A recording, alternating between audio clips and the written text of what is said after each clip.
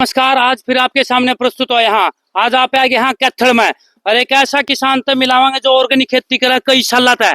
और भाई ये कैथल में जो जिला कैथल जिला है और गांव करौंडा है।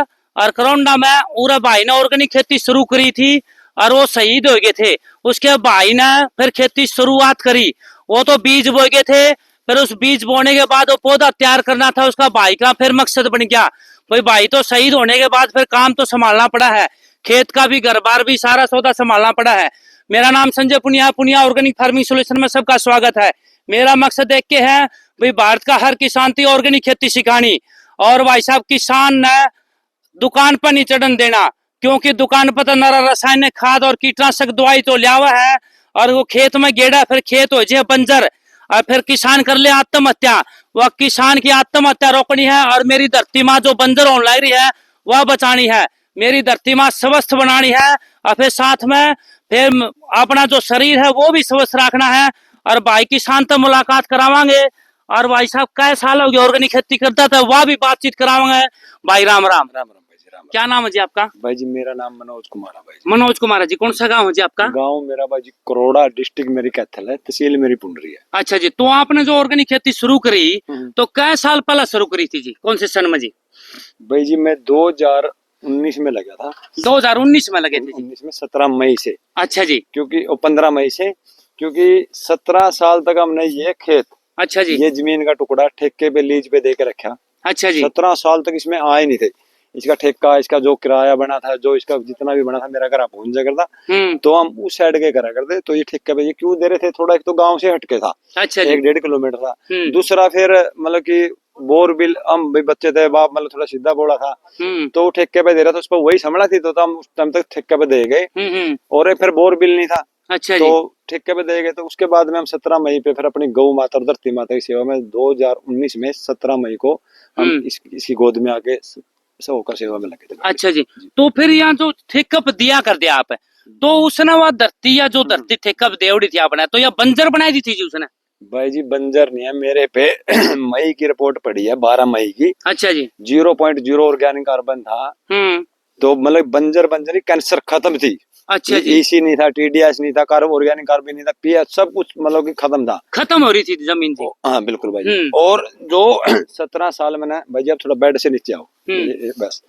जो 17 साल हमने इसने हमारे तक इसका किराया, जो इसने हमारे को पैसा दिया ना, वो 17 साल जो इसने दिया था उसका 3 से 4 गुना मैंने इसको वापसी देना पड़ा मेरा खेत को खेत बनाने के लिए। अच्छा जी। 4 गुना वापसी देना पड़ा खेत को खेत बनाने के लिए। अच्छा जी। हाँ। तो 4 गुना में फिर आपने किस दिया जी इसको जमीन को? इसके अंदर मतलब कि जो 4-5 साल हमारा इसमें तप चला। अच्छा जी। उसके बाद में इसमें गुड़ है, बेसन, गाय का गोबर है, छली गण जीवामृत है। तो उसके बाद में नीम खड़ी, चूना पाउडर, सरसों की खड़, तो मल्चिंग, फूस, ये मतलब सब चीजें तो इसमें डालनी पड़ेगी। अच्छा जी। तो मतलब कि उसका 4 गुना लग गया हमारा। तो भाई जी आप यहाँ पर लगे ही रहे आज भी। तो फिर ये जो बांस आपने लगा रखे हैं, देखो बांस है, ये बांस क्यों लगाए जी आपने? बांस तो भाई जी उसमें लगाए क्योंकि मैं इस दायरे में तो नहीं बढ़ सकूं था। तो मैं सोचा भाई इस पे, क्योंकि मेरे पे जमीन कम पड़ेगी। अच्छा जी। तो ये तो 3.5 एकड़ जमीन थी, 2.5-3 एकड़ परली साइड में, वो भी कम पड़ गया। आज तो अगर 10 एकड़ करा तो वो भी कम है।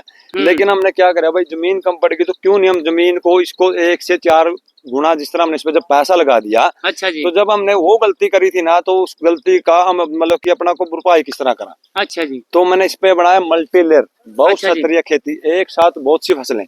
अच्छा जी। एक किला में गणी है फसल? 4 फसल है। 4 लेयर पे काम कर लिया, अब की बार 5 लेयर चालू कर देंगे। अच्छा जी। तो इस पे हम 4 फसलों को तो ले लिया। तो मैंने फिर इसके अंदर ये बांस का मॉडल तैयार कराया, मल्टी लेयर बहुत क्षेत्रीय खेती। अच्छा जी। तो मैंने क्या करा भाई, बांस का स्ट्रक्चर परमानेंट बना दिया। अच्छा। अभी देखो वो तो किसान कर ही रहे थे, एक मिक्स क्रॉपिंग, एक खेत में 50 फसलें कर लो, वो तो मिक्स क्रॉपिंग है। अच्छा। वो तो कुछ हो ही रही थी। तो मिक्स नहीं है, मैंने मल्टी लेयर, एक ही साथ एक ही बेड पे मतलब 4, एक ही पानी में, एक ही खाद में, एक ही टाइम में 4 फसलें। अच्छा। तो उसके लिए मैंने बैम्बू का स्ट्रक्चर तैयार करा परमानेंट। मैंने इसमें 10 फुट का बैम्बू लिया। अच्छा। 1.5 फुट बैम्बू जमीन के नीचे रख दिया, 2 फुट ऊपर रख दिया, ताकि फ्यूचर में 2-4 साल में जब नीचे का खत्म होगा, ताकि ऊपर का लोक लूज करूं और नीचे ले आऊं, 2 साल मेरा स्ट्रक्चर चल जाएगा। अच्छा जी, मतलब यो नीचे तो यो खराब हो जे तो बिल्कुल होगा, ये लकड़ी का। हाँ लकड़ी का है जी। बिल्कुल, ये तो अच्छा। हाँ बिल्कुल लकड़ी का है भाई, होएगा आज नहीं तो 2 साल 5 साल में बिल्कुल होने हैं। हम्म। मतलब कि भाई लोह का हो जाएगा 5 7 10 साल में, तो ये तो इसको तो होना ही था। अच्छा जी, यो जो आपने लगा रखा है ये हरी हरी ये जो चादर है ये ग्रीन नेट। ये ग्रीन नेट है। हाँ। तो ये जो ये क्यों लगाया है जी आपने जी? ग्रीन नेट नो लगाया जब अभी जिस तरह मई जून में ऊपर का तो शेडो मेरा, अभी मैं आपको स्टार्टिंग से बताऊं तो मैंने स्टार्टिंग में 15-20 मार्च को इसमें हल्दी डाल दी नीचे। हल्दी नीचे हल्दी डाल के बेड बना दिया। अच्छा जी। हल्दी का स्पेस मतलब कि मैंने ऊपर इसका जो इसका ऊपर का स्पेस था नहीं, हाँ जी हाँ जी। तो उसके ऊपर को मैंने धनिया ले लिया। अच्छा क्योंकि जी। जब मैं हल्दी को पानी लगाऊंगा नहीं तो जो ऊपर का स्पेस है नहीं तो उस पे तो कुछ न कुछ उगेगा। जब मिट्टी में इतनी जान आ गई, जब मैं मतलब कि जब वो खरपतवार उगा रही है तो दूसरी एक फसल भी उगा देगी। अच्छा जी। तो मैंने इसके ऊपर को मतलब थोड़ी सांगना देखो धनिया डाल दिया। हाँ जी हाँ जी हाँ जी। ये धनिया डाल दिया, धनिया ने पूरा कवर कर लिया। अब इसको इसमें खरपतवार दिख रहे हैं कहीं? नहीं जी, कोई भी कोई दिखता जी। एक कटाई दांती से लेंगे अभी इसको। अच्छा जी। दांती से लेके दूसरी कटाई जब तक हल्दी जर्मिनेशन होगी ना तो पानी में जड़ से निकाल लेंगे। अच्छा जी। नुड़ाई गुड़ाई होगी, खरपतवार नहीं निकालनी पड़ी, लेबर कॉस्टली लगी। मिट्टी को मतलब हल्दी को मिट्टी भुरभुरी मिलेगी, जल्दी ग्रोथ करके आवेगी। हाँ जी। दूसरा पानी कम लगा क्योंकि स्पेस को ढक के रख रहा तो मतलब पानी वापस पानी उड़ ही नहीं रहा। हाँ हाँ हाँ। तीसरा फिर इसके साथ में हमने खीरा ले लिया। देखो खीरा, ये खीरे, वो खीरे लग रहे हैं ना। हाँ, खीरे की बेल है यहाँ पे लग रहा है, बीज निकला नहीं होगा अभी। अच्छा देखो जी। इस साइड से देखो, ये देखो ये रही हाँ। ये एक खीरा का बीज मैंने यहाँ पे डाल दिया। अच्छा जी। एक खीरा का बीज यहाँ पे डाल दिया। हाँ जी हाँ जी। मतलब 6 फुट के स्पेस में मैंने 2 बेले खीरे की डाल दी। हाँ जी। जब तक मेरा धनिया की कटाई होगी मतलब खत्म होगा तब तक मेरा करेला यो खीरा इन 2 तारों पे इस साइड पे रहेगा। हाँ हाँ हाँ, और लगाया जाए जी पूरा इस पूरे तक जाकर ऊपर से यूटर्न लेके आऊंगा। अच्छा जी। इसी इन्हीं पे रखूंगा। अच्छा जी। नीचे से सिंगल लेयर लेके चलूंगा। हाँ हाँ। घूर्निंग करनी पड़ेगी तो दन्नू बेलों को इसी पे रखूंगा, यहाँ से जाके यहाँ पे आगे इस पे रहेगी। अच्छा जी। तो धनिया खत्म होगा तो फिर मेरा खीरा स्टार्ट हो जाएगा। खीरा स्टार्ट हो गया जी। तीसरी फसल मेरा खीरा हो गया। अच्छा जी। हर पर बैम्बू के बीच में ऐसे खीरा लग रहा है। तो ये जो हल्दी है ना, हल्दी ना आप न ढक दी हल्दी हाँ। तो हल्दी ढक दी तो इसका जो जो जो पोषण तत्व है जो हल्दी ने चाहिए था वो तो फिर धनिया ने खाच लिया और इस बेल ने खाच लिया। वो भी मैं बताऊंगा। मैं पहले 4 फसल में पहुंच जाऊँ किस तरह का चलेगी। इतना पड़ा धरती के अंदर, आप ले तो सही। अच्छा वो जी। इतने देने के लिए है। तो मैंने बताया जब खरपतवार उगा का है ना तो फिर तो खरपतवार भी उखा रहा है उसकी ऊर्जा। हाँ, वो भी बताऊंगा। अच्छा तो जी। तीसरी फसल मेरी खीरा होगी। अच्छा जी। चौथी फसल देखो, ये 2 बैम्बू, एक बैम्बू के बीच में मैंने 2 करेला लगा दिया। अच्छा जी। ये करेला की तार देखो इस रस्सी के हाँ, साथ। हाँ, ये करेला की है। ये करेला की आ गई। अभी 1 हफ्ता और मैं है ना इसको है ना मैं यहाँ से इस पे चढ़ा दूंगा। अच्छा जी।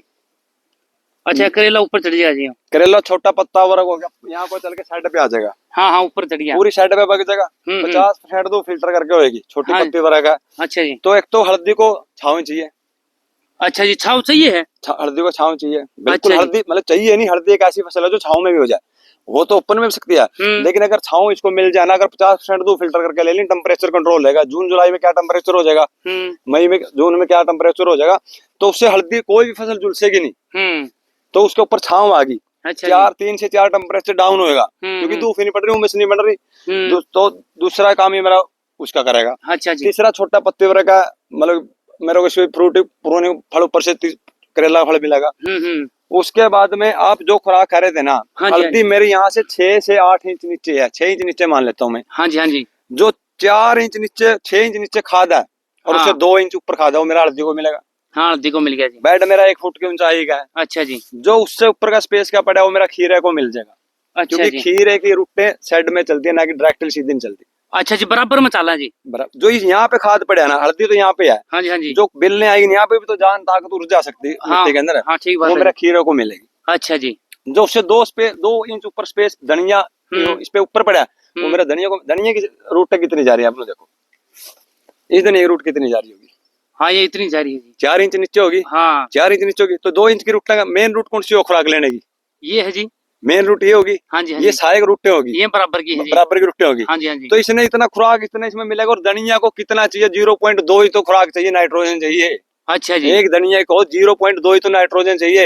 9.17 तो आपकी हल्दी को चाहिए। अच्छा जी। 4.3 तो 18.3 तो गन्ने को चाहिए, जो इतनी बड़ी हिल्ड तैयार हो खड़ी हो जाए। वो तो बहुत बड़ा तैयार हो जाए, उसमें तो ज्यादा चाहिए। मतलब ये नहीं समझ रहे फसल को चाहिए क्या, कितना चाहिए, कब चाहिए।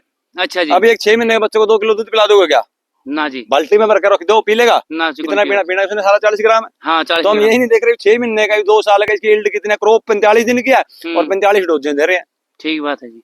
तो इसके ऊपर जो बीमारी आवा धनिया के ऊपर जी, क्या बीमारी आवा धनिया में? धनिया में बीमारी आओ जी, के ब्लास्ट आ जाए, झुलसा आ जाए। हाँ हाँ हाँ, मतलब कि गाय के गोबर और गाय की लस्सी और गौमूत्र गुड़ का सपरा कर दो, कोई भी पत्ती वर्ग में झुलसा ब्लास्ट नहीं आवेगा। अच्छा जी, गाय का गौमूत्र का रख निकाल लो, अब तो मतलब बोलो तो उसको गौ को रिपा मृत भी बोल दो, उसको आप तैयार करके कर दो, कोई तरह का झुलसा ब्लास्ट मतलब उसके ऊपर कोई रामबाण कोई केमिकल दवाई भी नहीं है। अच्छा जी, कोई भी भाई टमाटर मिर्च की पत्ता वर्ग पे काम कर रहे हो तो आप गाय का गौमूत्र का रख निकाल लो, ताजी गाय की लस्सी ले लो, 1 से 2 किलो गुड़ मिला दो। मतलब कि इतना हरा तक भाई जी, आज कितना टाइम है, कितना टाइम आज आप सोच देखो लेकर, ये तो हो गया जी तैयार, ये तो साइन कलर कितना है, बहुत चमका है जी, ये तो बहुत बढ़िया जी, और इसकी मैक्स होगन देखो, बहुत आप टॉप की है जी। हाथ को मसड़ के छोड़ दो, 2 घंटे आपके हाथ से धनिया की बनी जाओगी, तो क्यों फिर ज्यादा के पीछे पड़ रहे हो।